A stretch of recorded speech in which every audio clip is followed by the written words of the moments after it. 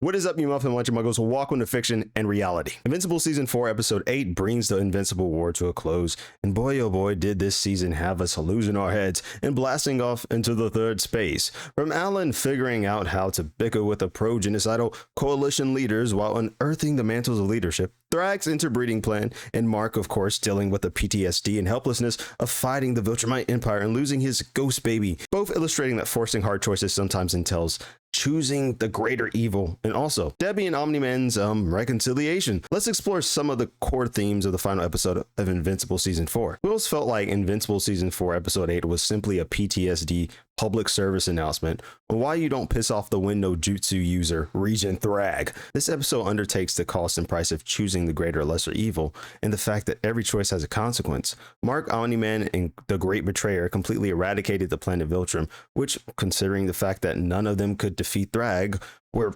finding wasn't the wisest move to make.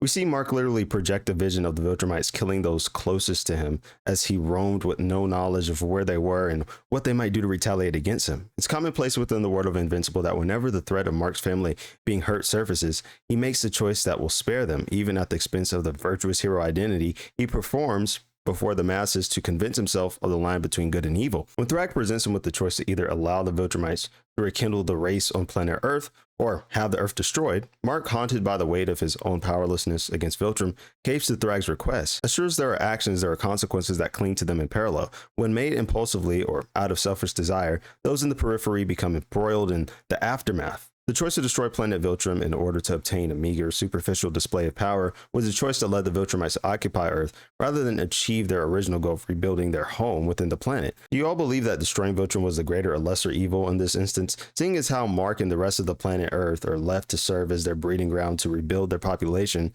or else face mutual planetary destruction? I found it interesting that in the final episode of Invincible Season 4, we are repeatedly met with the brutality of Regent Thragg's, echoing Mark's fears of the ruthless Viltrum Empire, arriving on Earth and destroying everything in its wake as a means of retaliation. Though in short PTSD pulses, one thing Invincible has been steadily showing us is that not everyone is what they appear to be on the surface, and we don't truly know who they are until they're cornered with a crushing blow dealt to their self-interest or desires, which activates a fluctuation in their moral standing. Think of Regent Thragg and the Viltrumites, who absolutely measure the worth of a planet and its life forms based on strength. They also recognize utility, such as with planet Earth and its need to keep its planet from being destroyed, and Viltrum needing to repopulate its race. With some of the Viltrumites assimilating into humanity while they rebuild their population, you have to wonder if they themselves began losing their own mask and ties to their Viltrum heritage as Omni-Man did. I mean, if one Viltrumite can choose his own family and the spirit of humanity over the innate brutality of Viltrum, it's not blind to think that other Viltrumites will likely defect from Regent Thragg as well. What I foresee is Invincible eventually becoming a capture of identity, not that it already isn't to some degree, but if you surround a foreign agent with a culture that's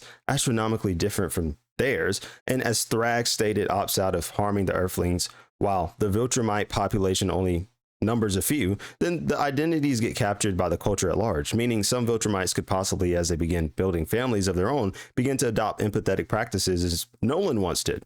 That being the case, I can definitely foresee other Viltrumites eventually turning against Regent Thragg. Even Regent Thragg opts for the greater evil, living alongside humanity in a spirit of mutualism to carry forward the torch of his people, the Viltrumites. It's a strange mirror, but when faced with the choice of condemning their own people or placing them in harm's way, regardless of how far it deviates from their standards of morality or culture at large, both Mark and Thragg make the decision that protects their own personal vision of an ideal world and an ideal future for both Viltrumites or humanity. Seems like the baby mama drama in Invincible Season 4 is dying down, slowly but surely. Omni-Man has been on his own redemption arc, of course, while uncovering the meaning of empathy and making amends for his failures as both a father and guardian of Earth. Omni-Man's bouts with redemption is an uphill war against the apathetic Viltrum culture that shapes him.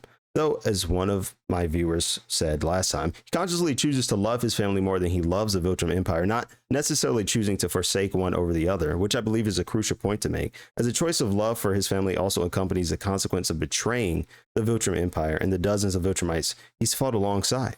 He realizes that earning redemption is measured by action rather than words. Upon reflecting on this, expresses how much it hurt to watch Oliver's jaw get absolutely cracked and to toss him into a Dragon Ball Z healing pod. Speaking of Dragon Ball Z, if you're enjoying the video, you should be cracking that like button so hard that it needs a senzu bean. Omni-Man, having experienced empathy, has also experienced what it's like to be emotionally scarred by others following the fallout or lived in consequences of his action. And as we establish, every choice has its consequences. Omni-Man's fracture with his son Mark from the moment he betrayed Earth echoed through his head in the last episode of Invincible Season 4. As he visited the very crater where he knocked the bricks out of Mark, Omni-Man even witnesses his relationship with Cecil fracture to the point of Cecil fearing he'll be attacked. Cecil says if Omni-Man tries almost dying 2,000 more times, he'll think about reconciling with Nolan. This is Omni-Man experiencing a total lockout of his path of redemption, something we've seen gradually loosen progressively with Mark and Oliver. But what most may not realize is that redemption must also come with those who are affected, opening the path or gateway for the one being redeemed. Cecil locks him out, and even Debbie does, and rightfully so as a matter of trust, until he flies before her and reinforces her teachings about second chances, being given the grounds to accept his faults of the past, but moving forward toward anchoring the future. Debbie is right that she technically does not have to give Omni-Man a chance with respect to this regard, as it's her choice, and yet she seems as if she's wagering on giving him another chance. What do you think? Is Omni-Man still moving efficiently toward his path of redemption? It seems like a path of reconciliation is possible for both him and Debbie. Now, this was probably one of my favorite parts of the final episode of Invincible Season 4, and rightfully so.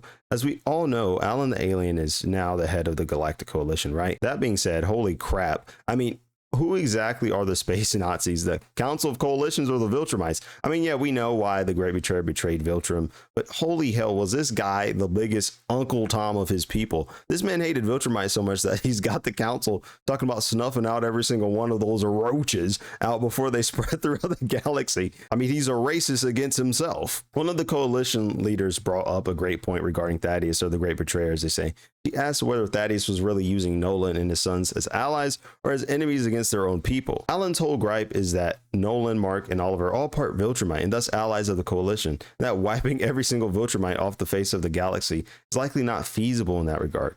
Now we've got to talk about how much the Great Betrayer was really going against his own people. We've got to all agree this was a different type of hate this man had for Planet Viltrum. This man left a voice message from the grave for Alan telling him not to say anything to Nolan, but to release the scourge on every single Viltrumite, no matter the cost. Even if it meant sweeping Nolan, Mark, and Oliver up in the virus. Whatever the cost, this presents a very interesting dilemma for Season 5 of Invincible. Alan now has to choose between wiping out the entire race of Viltrumites to protect the interests of the Galactic Coalition, or choosing other methods to deal with them to spare his own friends, which may result in more casualties. What choices do you think he'll make? Let me know what you think in the comments below. What else could General Thragg be planning? Will the heroes of Earth seek out and hunt down the Viltrumites? You can also follow my IG page at lvamps23 and other socials in the link below. If you want more analysis of your favorite fictional characters or worlds, go ahead and smash that like button below, turn on that notification bell, and subscribe for more. The direction of progress is forward, and it's only up from here. With that, if ever you're lost in the forest of your words, strip your mind from fantasy and look to the window of the world, and there your mind will run free.